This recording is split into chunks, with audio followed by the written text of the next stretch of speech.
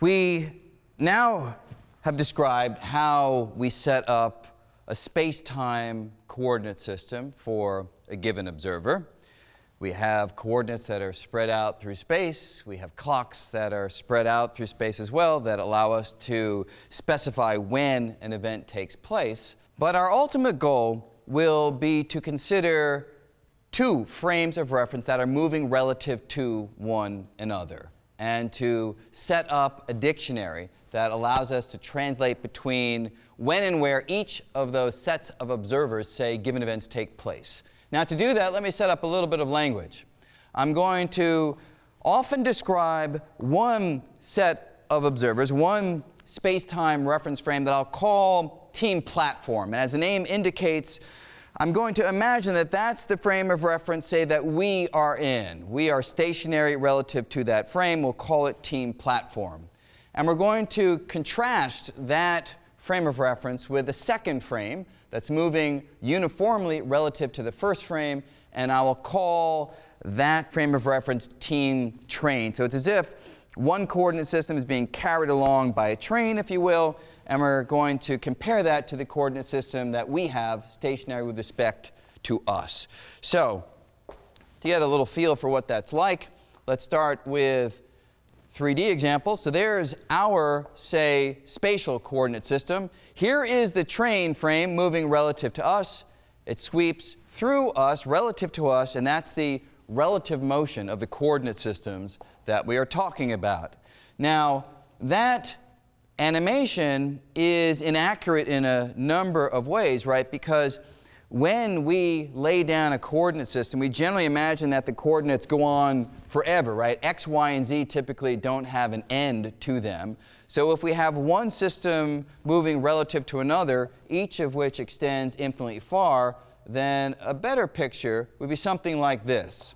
So we have the blue system moving relative to the red system and just keeps on moving at constant speed in a fixed direction. It just keeps on moving forever. That's the two coordinate systems that we are going to try to relate to one another.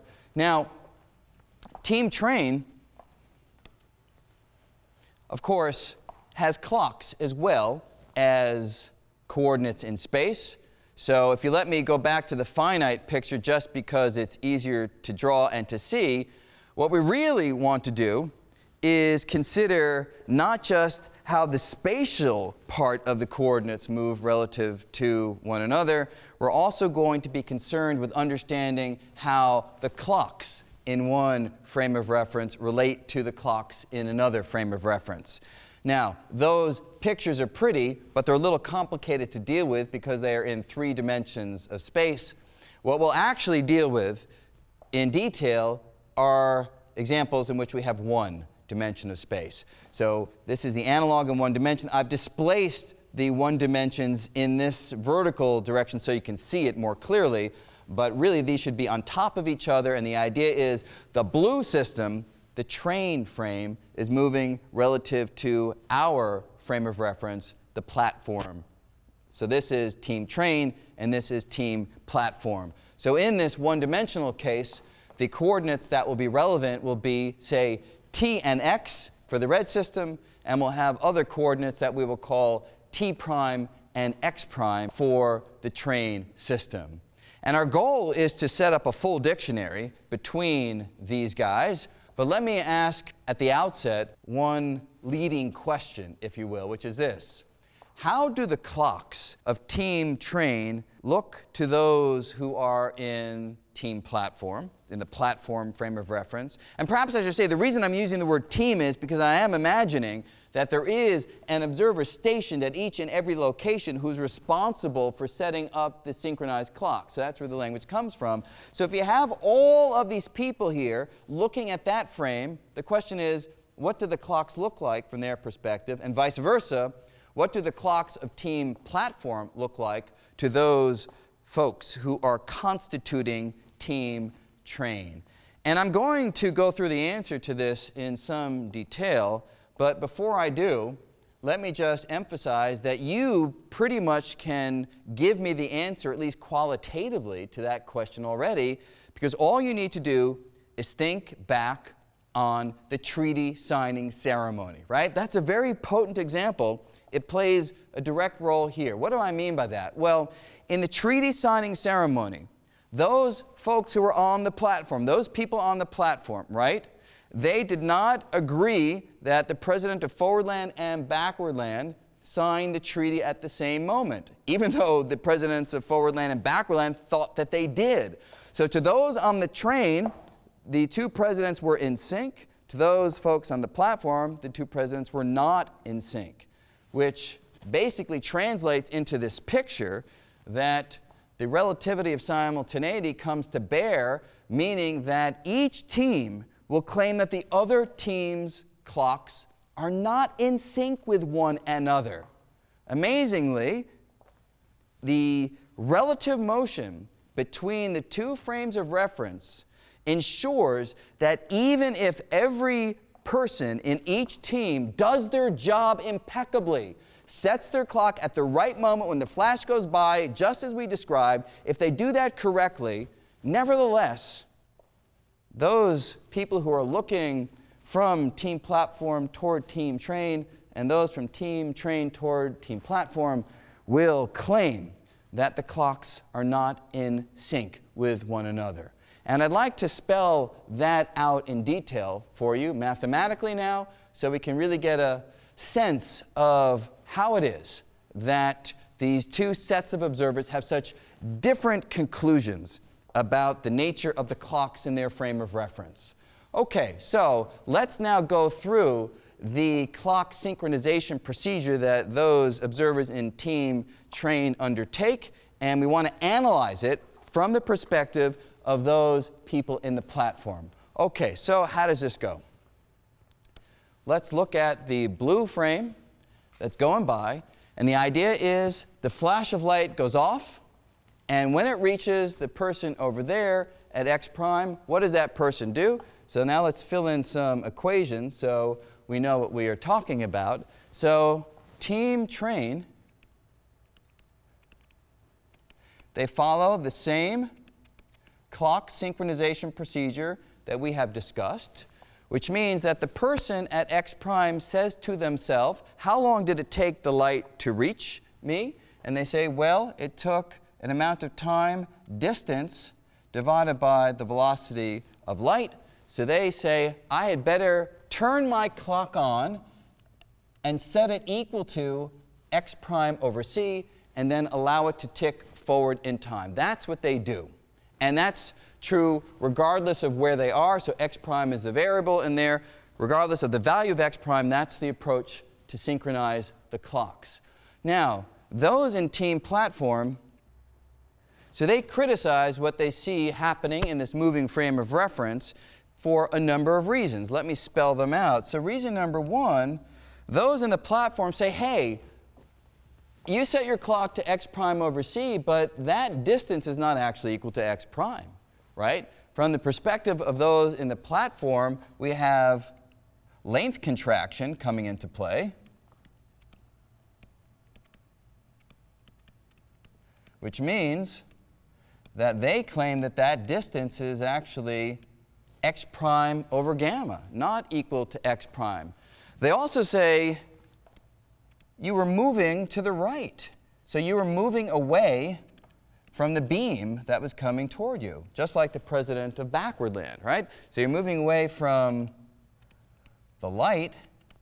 And what does that mean? It means that it takes longer to reach you. How long does it take to reach you? Well, let's work that out. So from the perspective of those in the platform, okay, they say that the amount of time that it takes that ball to reach that person, well, it must be an amount delta t such that when you multiply it by the speed of light, you get a distance. What distance does the light need to travel? Well, it has to travel this distance over here, which is x prime over gamma, according to those in the platform.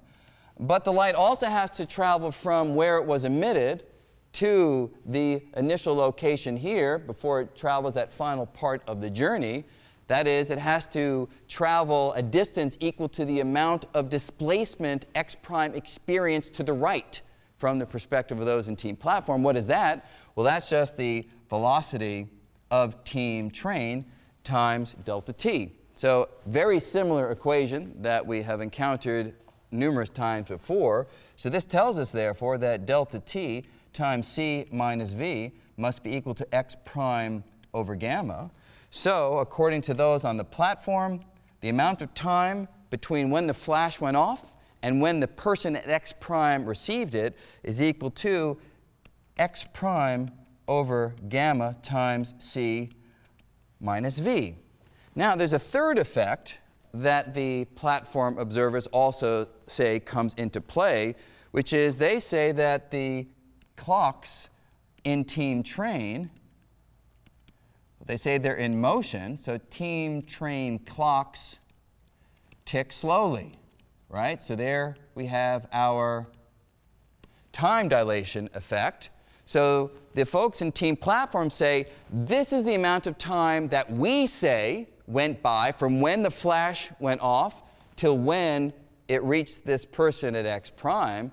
But they say your clocks are ticking off time slowly. In particular, this clock at the origin is ticking off time slowly. So they say that delta t prime, the amount of time that actually has gone by for team train, is equal to delta t divided by gamma. And we have our formula for delta t. So that means this is equal to x prime divided by gamma squared times 1 over c minus v. And now let me just simplify that guy a little bit.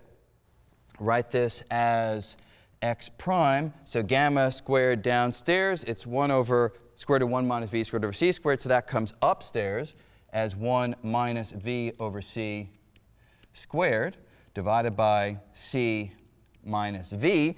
And that we can simplify as well. So let's just pull out this as x prime over c squared times, let me write this as c squared minus v squared. That's the same thing. I pulled out a c squared on the bottom, over the top, I should say. So c minus v, and I write it like that because now I have my answer, x prime over c squared times c plus v, which as well can be written as x prime times x prime over c, that is, times 1 plus v over c. OK, so that is the answer according to those who are in the platform. They say that is the time at which this person should set their clock. So when they look over here and that person sets their clock to x prime over c, what do the people in team platform say? Well, according to team platform, what then is going on? They say that this individual over here should set their clock initially to that value when the flash goes by, namely x prime over c times 1 plus v over c. But instead, they set their clock to x prime over c. And what then is the difference between these two?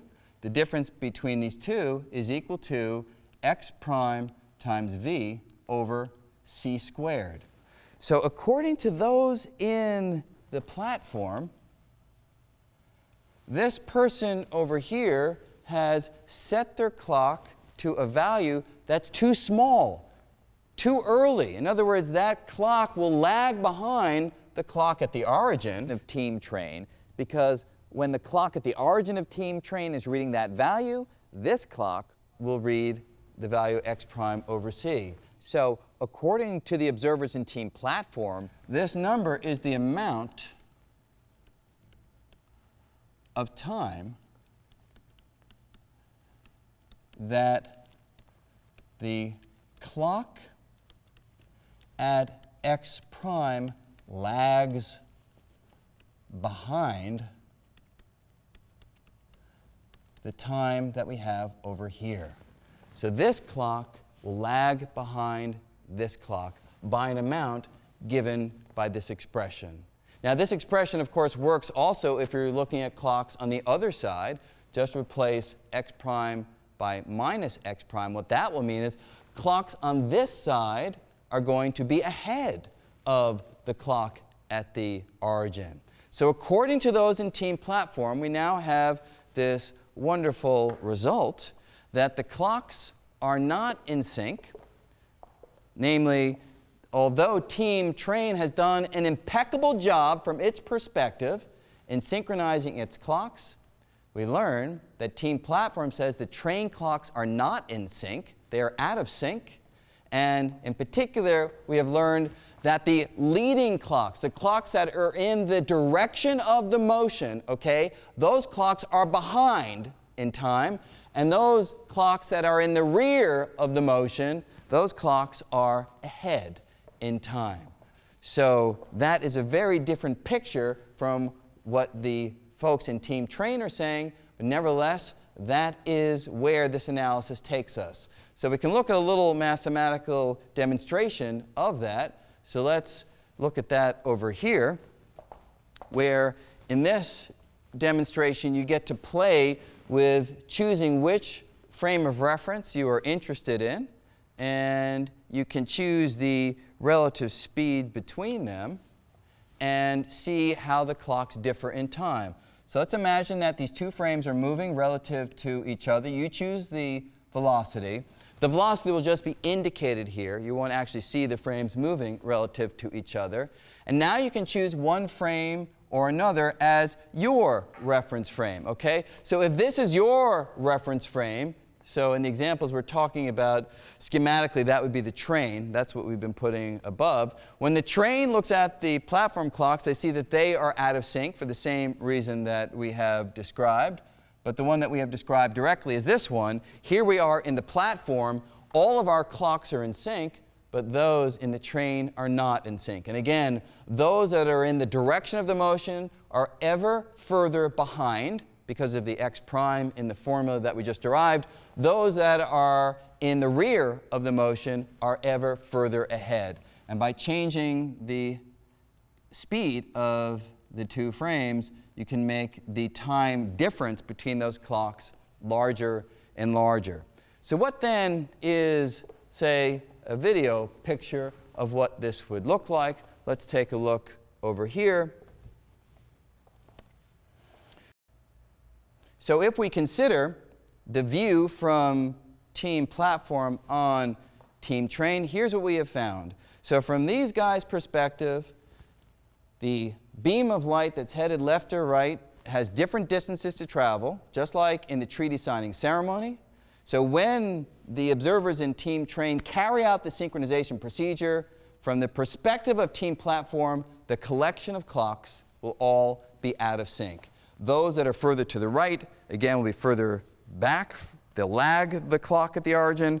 Those clocks that are to the rear of the motion, they will be ahead in time. And again, this is nothing but the treaty signing ceremony spelled out now in full glory, right? So just as the president of Forwardland signed first was ahead in time, the clocks that are in the rear of the motion will be ahead in time. And just like the president of Backwardland signed the treaty second, was lagging in time, the clocks that are in the direction of the motion will be lagging the time at the origin as well. It is nothing but that example spelled out in detail.